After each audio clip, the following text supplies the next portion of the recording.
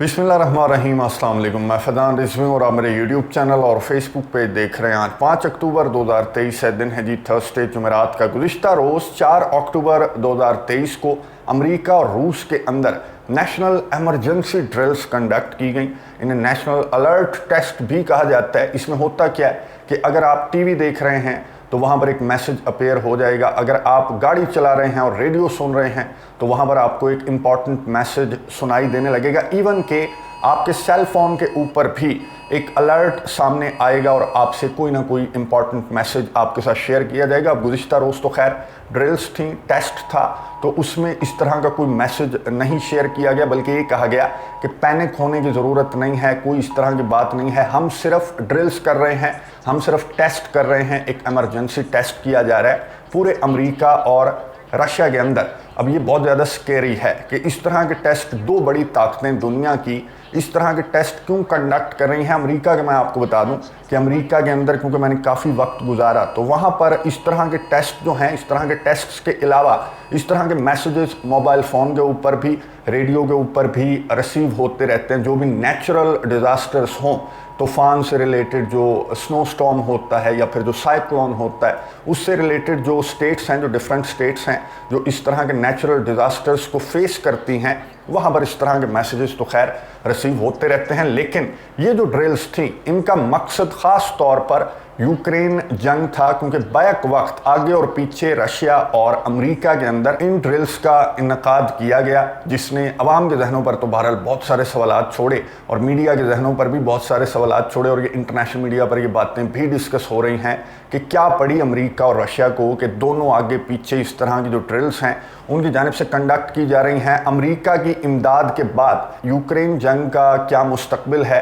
Details आपके साथ share करने के बाद कुछ ऑप्शंस मैं आपको दूंगा और जवाब आपने कमेंट्स बॉक्स में देना है कि आपको क्या लगता है कि अगर अमेरिका की इमदाद बंद हो जाती है तो फिर यूक्रेन जंग किस सिमत निकल सकती है और इस तरह के जो टेस्ट्स हैं, इस तरह की जो ड्रिल्स हैं, वो कंडक्ट किए जाने का क्या मकसद है। सबसे पहले मैदान जंग की सिचुएशन मैं आपके साथ क्विकली शेयर कर लूँ कि गुज़िश्ता 24 घंटों के दौरान रशिया की जानिब से 100 से ज़्यादा हमले खरसन रीजन के ऊपर रिपोर्ट हुए। 1 हलाकत और 16 ज़ख्मी, यूक्रेन के मुताबिक 1 हलाकत और 16 ज़ख्मी भी रिपोर्ट हुए हैं। आज की मैं आपको बता रहा हूँ बात कि 29 ड्रोन हमले ओडेसा और मुकलाइव पर किए हैं रशिया ने, और इन 29 में से 24 को मार गिराने का दावा यूक्रेन की जानिब से सामने आया। इसके अलावा, क्योंकि रीसेंट खबर है, अभी डेवलपिंग स्टोरी है, इसके अलावा कोई डिटेल्स सामने नहीं आई कि बाकी जो ड्रोन्स थे, जिन 5 ड्रोन्स ने हिट किया ओडेसा और मुकलाइव को, तो उसके नतीजे में क्या नुकसान हुआ, जो ही डिटेल्स सामने आई तो नेक्स्ट वीडियो के अंदर ये डिटेल्स भी आपके सामने रख दूंगा। यूक्रेन की साइड की अगर बात करें तो 31 ड्रोन हमले बेलगोरोद रीजन, कुर्स्क रीजन और ब्रियांस्क रीजन, ये आपको नज़र आ रहे हैं, तीनों बॉर्डरिंग रीजन्स हैं रशिया के, और यहाँ पर यूक्रेन ने 31 ड्रोन्स दागे और इन 31 में से 19 को मार गिराने का दावा रशिया की डिफेंस मिनिस्ट्री की जानिब से सामने आया। और रशिया की डिफेंस मिनिस्ट्री ने कहा, रशिया की डिफेंस मिनिस्ट्री के तर्जमान ने कहा कि एज सच कोई नुकसान नहीं हुआ इन तीनों रीजन्स के अंदर। हाँ, जो बिल्डिंग्स हैं, जो रेजिडेंशियल बिल्डिंग्स हैं, जो कुछ घर हैं, वो ज़रूर डैमेज हुए हैं। लेकिन यूक्रेन ने कहा कि रशिया का एयर डिफेंस सिस्टम $1.2 बिलियन का S-400 हमने तबाह कर दिया है। पहले भी यूक्रेन की जानिब से इस तरह का दावा सामने आया था और रशिया ने डिनाई किया था, लेकिन बाद में रशिया ने एडमिट कर लिया था कि हमारा एयर डिफेंस सिस्टम तबाह हुआ है यूक्रेन के हमलों के नतीजे में। अब यूक्रेन की जानिब से क्लेम तो सामने आ रहा है, लेकिन रशिया ने अभी तक, मैंने आपको बताया कि रशिया ने अभी तक एडमिट नहीं किया कि क्या इन हमलों के नतीजे में जो 31 ड्रोन हमले रिपोर्ट हुए इन बॉर्डरिंग रीजन्स के ऊपर, इन हमलों के नतीजे में क्या रशिया का एयर डिफेंस सिस्टम S-400 भी तबाह हुआ या नहीं। आने वाले चंद घंटों में अगर अगेन कंफर्मेशन सामने आ जाती है तो वो भी नेक्स्ट वीडियो के अंदर आपके साथ शेयर कर दूंगा। यूक्रेन के सदर वोलोदिमीर ज़ेलेंस्की वो घूम फिर भी रहे हैं, मीटिंग्स भी कंडक्ट कर रहे हैं और वीडियो मैसेजेस भी जारी कर रहे हैं। ये जो आपको वीडियो नज़र आ रही है, ये सोशल मीडिया के ऊपर बहुत ज़्यादा गर्दिश कर रही है। जो फ्लैग आपको नज़र आ रहा है, इस फ्लैग के ऊपर आपको जो सिंबल नज़र आ रहा है वो आपने गौर से देखना है। आगे चलकर आपको दिखाता हूं मैं कि इस सिंबल कहां इस्तेमाल किया जाता था। खैर, यहां पर ये जो ब्रिगेड है, SS ब्रिगेड, इन्होंने यूक्रेन के सदर वोलोदिमीर ज़ेलेंस्की से कहा कि जनाब दस्तखत चाहिए आपके हमारे झंडे के ऊपर, तो बड़ी मेहरबानी होगी, और यूक्रेन के सदर ने दस्तखत कर दिए। अब ये जो ब्रिगेड है ये आपको डिटेल्स नज़र आ रही हैं। ये जंग अजीम दोम के दौर में नाक्सी जर्मनी ये ब्रिगेड वहाँ पर हुआ करती थी और यहाँ पर अब इसकी शाखें जो हैं वो यूक्रेन के अंदर अभी भी मौजूद हैं। ना सिर्फ मौजूद हैं बल्कि यूक्रेन के सदर वोलोदिमीर ज़ेलेंस्की इस ब्रिगेड के झंडों को दस्तखत कर करके प्रोवाइड कर रहे हैं। तो यूक्रेन के सदर वोलोदिमीर ज़ेलेंस्की ने बहरहाल अपने वीडियो पैगाम के अंदर कहा कि हमारा जो काउंटर ऑफेंसिव है वो चल रहा है, हमारे हमले जारी हैं और स्लोली काउंटर ऑफेंसिव का उन्होंने जिक्र करते हुए कहा कि स्लोली हमारा काउंटर ऑफेंसिव चल रहा है। अब स्लोली क्यों चल रहा है, ये सवाल मुतअद्दिद मरतबा यूक्रेन के सदर वोलोदिमीर ज़ेलेंस्की से मुतअद्दिद मौके पर पूछा जा चुका है और उनका जवाब एक ही होता है, चाहे यूक्रेन के सदर हों या फिर यूक्रेन के ऑफिशियल्स हों। वो कहते हैं डिलीवरी स्लो है तो फिर काउंटर ऑफेंसिव भी स्लो है, असलहा स्लो मिल रहा है तो फिर काउंटर ऑफेंसिव भी स्लो चल रहा है। तो असलहे गोले बारूद की स्लो डिलीवरी को वजह बताया यूक्रेन के सदर वोलोदिमीर ज़ेलेंस्की ने, जिस पर यूके के ऋषि सुनक ने कहा कि equip Ukraine to finish the job, Ukraine को मदद इमदाद प्रोवाइड करते रहो ताकि वो अपनी जॉब फिनिश करे, जो उसको टास्क हमने दिया है हमारे बिहाफ पर जो जंग लड़ रहा है उसको उसने फिनिश करना है। तो उसके लिए उसे इक्विपमेंट चाहिए, उसे मदद इमदाद चाहिए, तो आप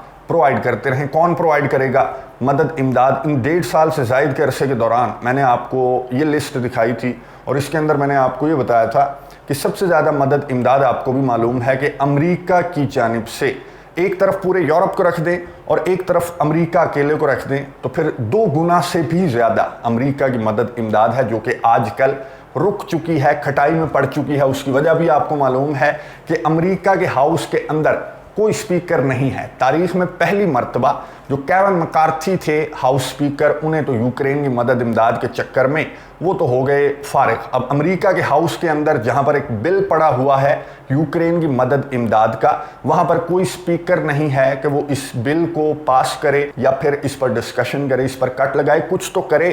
24 में से 4 तो दे दे ताकि यूक्रेन की जो जंग है, स्लो जो काउंटर ऑफेंसिव यूक्रेन के सदर कह रहे हैं वो चलता रहे। तो अमेरिका की कांग्रेस के अंदर कोई स्पीकर नहीं है तो अमेरिका के पास ऑप्शन क्या है? पेंटागन ऑप्शन है।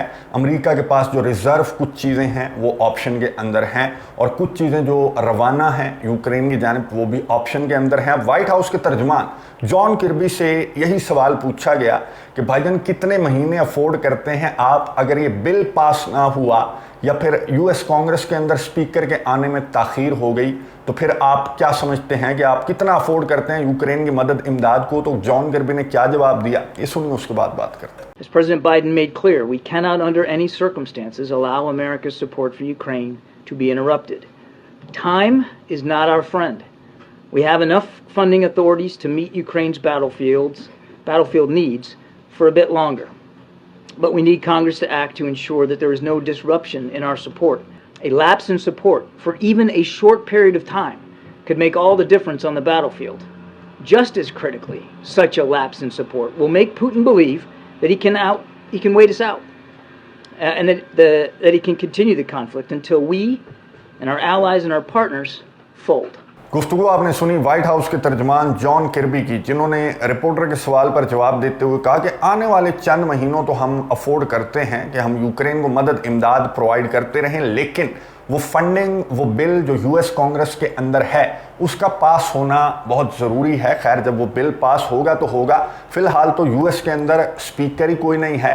तो जॉन किर्बी ने कहा कि अगर वो बिल पास नहीं होता, जब तक वो बिल पास नहीं होता, जब तक नेक्स्ट फंडिंग नहीं आती यूएस कांग्रेस से, तब तक हम यूक्रेन की मदद इमदाद आने वाले चंद महीनों मज़ीद अफोर्ड करते हैं। यही बात सबरीना सिंह जो पेंटागन के तर्जमान हैं, उन्होंने भी यही बात की कि हम आने वाले कपल ऑफ मंथ्स हम अफोर्ड करते हैं कि हम यूक्रेन को मदद इमदाद प्रोवाइड करते रहें, लेकिन अगेन जो फंडिंग है, जो बिल है यूएस कांग्रेस के अंदर, उसका पास होना बहुत ज़्यादा ज़रूरी है। कितना चलेगी ये इमदाद? खैर दोनों झूठ बोल रहे थे, जॉन किर्बी भी और सबरीना सिंह भी, ये दोनों झूठ बोल रहे थे। खबर देखें कि ईरान का जो असलहा सीज किया था अमेरिका ने, वो प्रोवाइड किया जा रहा है यूक्रेन को और कुछ रिपोर्ट्स के मुताबिक तो प्रोवाइड किया जा चुका है। और व्हाइट हाउस से जो एक रिपोर्टर हैं वो रिपोर्ट कर रहे थे और ये बता रहे थे कि ये असलहा अमेरिका की जानिब से यूक्रेन को प्रोवाइड किया जाना इस बात का सबूत है कि अमेरिका के पल्ले कुछ नहीं रह गया। इसलिए ये ममालिक जो कि ईरान पर ये एतराज़ आयद कर रहे थे कि आपने रूस को असलहा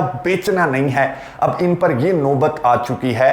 ये जो ईरानियन सीज्ड वेपन है ये यूक्रेन को प्रोवाइड कर रहे हैं। तो रिपोर्टर ने व्हाइट हाउस से रिपोर्टिंग करते हुए कहा कि सबूत है कि अमेरिका के पल्ले, अमेरिका के स्टॉक्स में कुछ नहीं है और अमेरिका इंतजार कर रहा है यूएस कांग्रेस के नए हाउस स्पीकर के आने का, और वो जो फंडिंग है, वो जो बिल है $24 बिलियन का, वो पास होने का इंतजार अमेरिका की जानिब से किया जा रहा है। और अब कुछ जो हाउस स्पीकर के लिए कुछ कैंडिडेट्स हैं वो भी सामने आ चुके हैं। और इंपॉर्टेंट कैंडिडेट किसका होगा?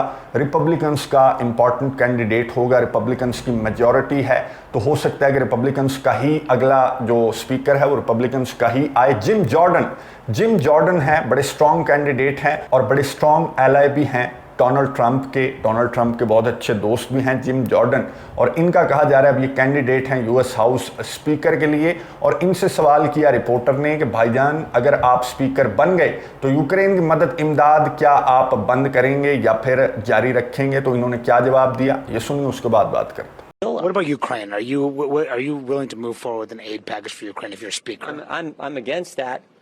What I understand is at some point we're going to have to deal with this appropriation process in the right way. And we're going to try to do that in the next, what are we down to, 41 days. The most pressing issue on Americans' mind is not Ukraine. It is the border situation and it is crime on the streets. And I am against it. गुफ्तगू आपने सुनी gym Jordan की, जो कि आने वाले house speaker हो सकते हैं। उन्होंने कहा कि नहीं, मैं इसके खिलाफ हूँ। यूक्रेन की मदद इमदाद से भी ज़्यादा कुछ और इम्पॉर्टेंट चीज़ें हैं अमरीकियों के लिए जिन्हें अमरीकी प्रेफर करते हैं। तो मैं भी अगर स्पीकर बन गया तो फिर मैं उन्हीं चीज़ों को प्रेफर करूँगा जिनको अमरीकी प्रेफर करते हैं, यानी कि यूक्रेन को मदद इमदाद। ये जो नया स्पीकर है ये भी कोई नहीं प्रोवाइड करने वाला। अमरीका के सदर जो बाइडन खुद भी परेशान हो चुके हैं। उन्होंने एक मीटिंग के दौरान ये अल्फाज इस्तेमाल किए कि आई एम वरिड के आने वाला जो स्पीकर है वो भी यूक्रेन की मदद इमदाद को लेकर जो बिल है वो पास नहीं करेगा। सुनिए जो बाइडन की गुफ्तगू, उसके बाद बात करते हैं। Just the disarray on Capitol Hill after your conversation with allies yesterday worry you that you won't be able to deliver the aid that the U.S. has promised to Ukraine? It does worry me, but I know there are a majority of members of the House and Senate in both parties who have said that they support funding Ukraine. With your, I'm going to be announcing very shortly a major speech I'm going to make on this issue and why it's critically important for the United States and our allies that we keep our commitment. Yes, I'm worried. गुफ्तगू आपने सुनी America के सदर जो Biden की, जो कि खुद परेशान हैं और उन्हें ये लगता है कि आने वाला जो हाउस स्पीकर है वो भी यूक्रेन की मदद इमदाद को लेकर वो बिल रोक लिया जाएगा या फिर उस पर कट लगा दिए जाएंगे या फिर मुकम्मल तौर पर उस बिल को पास नहीं किया जाएगा। फिर अमेरिका के सदर जो बाइडन ने इमोशनली ब्लैकमेल करने की कोशिश की और ये कहा कि अपना वादा वफा करना, अपने वादे याद रखना, चाहे डेमोक्रेट्स आएँ या फिर रिपब्लिकन्स आएँ, हम सब अमेरिकन्स हैं। जहाँ तक ताल्लुक़ है रशिया से लड़ाई का, तो रशिया से लड़ाई को याद रखना, यूक्रेन की मदद इमदाद को मत भूलना, जो भी अगला स्पीकर आए। लेकिन अंदर खाने जो अमेरिका के ऑफिशियल्स हैं या फिर अमेरिका के सदर जो बाइडन हैं वो परेशान हैं। उन्हें पता है कि पहले केविन मैकार्थी एक हाउस स्पीकर को फारग कर दिया यूक्रेन की मदद इमदाद के चक्कर में, तो अब जो भी स्पीकर आया वो पागल तो नहीं है कि वो यूक्रेन की मदद इमदाद वाला बिल पास कर दे। जिम जॉर्डन की गुफ्तगू मैंने आपको सुनवा दी। उन्होंने कहा कि नहीं, आई एम अगेंस्ट इट, मैं इसके खिलाफ हूँ। और जिम जॉर्डन या फिर कोई भी आया वो अपने पाँव पर खुद कुल्हाड़ी नहीं मारेगा। केविन मैकार्थी की मिसाल उनके सामने है, तो कोई पागल नहीं है कि यूक्रेन की मदद इमदाद के बिल पर दस्तखत कर देगा पेन उठाकर। अब अमेरिका के पास ऑप्शंस क्या हैं? पहला ऑप्शन तो ये है, अगर ये इमदाद बंद हो जाती है, जिसके ज़्यादा चांसेस हैं, मैंने आपके सामने डिटेल्स रख दी। अगर ये इमदाद बंद हो जाती है तो पहला ऑप्शन तो अमेरिका के पास, अमेरिका के इत्तेहादियों के पास ये है कि बहुत शुक्रिया यूक्रेन के सदर व्लादिमीर ज़ेलेंस्की को, उनकी सर्विसेज के लिए शुक्रिया अदा करेंगे और कहेंगे बहुत शुक्रिया, आप 1.5 साल से ज़ायद के अरसे हमारे बिहाफ पर लड़ते रहे। अब हमारी मजबूरी है, हमारा असलहा गोला बारूद हो गया ख़त्म, हम आपको मज़ीद इमदाद प्रोवाइड नहीं कर सकते। बराए मेहरबानी रशिया के सदर व्लादिमीर पुतिन के साथ बातचीत की टेबल पर बैठ जाएं और लड़ाई माफ़ करें। दूसरा ऑप्शन ये है कि जिस तरह की तैयारियां रशिया और अमेरिका की जानिब से की जा रही हैं, जिस तरह की ड्रिल्स कंडक्ट की जा रही हैं, मैंने आपको स्टार्ट में दिखाई, तो इससे ये मैसेज भी मिलता है कि अगर, और एंटनी ब्लिंकन ने ये बात की, एंटनी ब्लिंकन एक फोरम के ऊपर बैठे हुए गुफ्तगू कर रहे थे, तो एंटनी ब्लिंकन से पूछने वाले ने पूछा कि भाईजान ये कहाँ जा रही है ये जंग? तो एंटनी ब्लिंकन ने कहा कि हमारा पहला जो बाइडेन का फोकस था वो ये था कि यूक्रेन को भर भर कर हम मदद इमदाद प्रोवाइड करें डेमोक्रेसी को महफूज बनाने के लिए, और हमने इस सिलसिले में 50 ममालिक को इकट्ठा कर लिया था। और हमारा जो दूसरा ऑप्शन है, जो बाइडेन की स्टार्ट से, जब से जंग स्टार्ट हुई तब से जो बाइडेन की ये कोशिश है, वो मुझे बारहा कह चुके हैं कि हमने रशिया के साथ डायरेक्ट जंग में नहीं जाना, एक बड़ी जंग के अंदर नहीं जाना, हम अफोर्ड नहीं करते। तो ये दो चीज़ें एंटनी ब्लिंकन ने कहा कि ये डिस्कस होती रही जो बाइडेन के साथ कि यूक्रेन की मदद इमदाद भर भर कर, और हमने रशिया के साथ डायरेक्ट जंग में नहीं जाना। भर भर कर मदद इमदाद तो छोड़ दें, थोड़ी थोड़ी मदद इमदाद भी यूक्रेन को अब नहीं मिलेगी। तो दूसरा ऑप्शन है कि हमने रशिया के साथ डायरेक्ट जंग में नहीं जाना। तो जिस तरह की एक्सरसाइजेज, जिस तरह के टेस्ट, जिस तरह की ड्रिल्स चल रही हैं, तो दूसरा ऑप्शन ये है कि अमेरिका रशिया के साथ किसी बड़ी जंग में भी जा सकता है। लेकिन जो नेशनल सिक्योरिटी एडवाइज़र हैं जेक सुलिवन, उन्होंने कहा कि ना ही अमेरिका और ना ही नेटो रशिया के साथ जंग में जाना अफोर्ड करते हैं। दोनों जो हैं, नेटो और अमेरिका, वो रशिया के साथ एक बड़ी जंग लड़ना फिलहाल अफोर्ड नहीं करते। और जिस तरह की इनकी पतली हालत है, तो मुझे लगता है कि एक बड़ी जंग को अवॉइड करने के लिए पहले से बैकडोर राब्ते कर रही हैं दोनों बड़ी ताकतें। तो बड़ी जंग में अमेरिका तो नहीं जाएगा। जो पहला ऑप्शन है कि यूक्रेन को कहेंगे कि बैठ जा, बस बातचीत की टेबल पर, बहुत हो गई लड़ाई, अब इससे पहले के पूरे यूक्रेन का नक्शा मिटा दे रशिया, तो बातचीत की टेबल पर बैठना ज़्यादा बेहतर है।